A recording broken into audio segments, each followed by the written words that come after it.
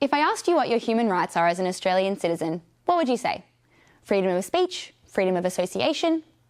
Well, what if I told you that Australia doesn't actually have a Bill of Rights written into our Constitution, that overarching guide for governing Australia?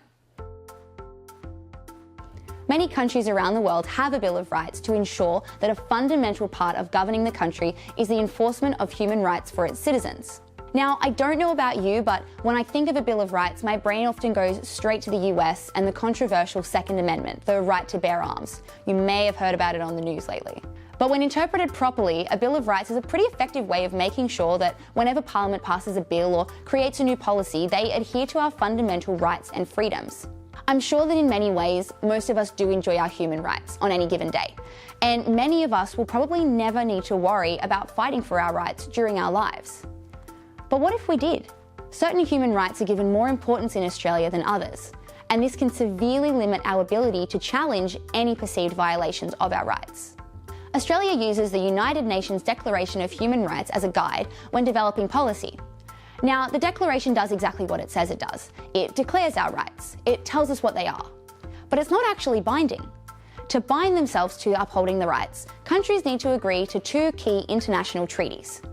These are the International Covenant on Civil and Political Rights, which contains the rights we probably all know best. The right to life, freedom of speech, freedom from torture, the fun stuff. The other important one is the International Covenant on Economic, Social and Cultural Rights. So these are your right to work, your right to social security, your right to education.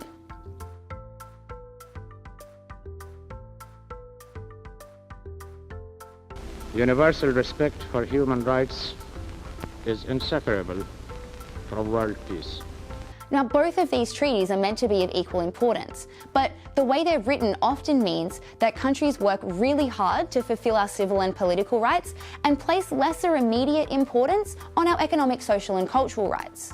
There are some institutions in place to ensure that human rights are upheld in Australia, most notably the Australian Human Rights Commission Act, which is designed to give Australians the opportunity to complain about a human rights violation. But here's the thing.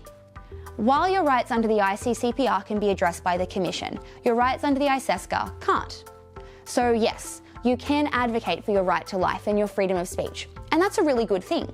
But if you try to fight for your economic, social and political rights, sorry, you'll need to find another way. Now, the other issue is the enforceability of human rights law in Australia's system. Although the international treaties are technically binding on Australia, it's pretty difficult to actually force them to adhere to all of them all of the time.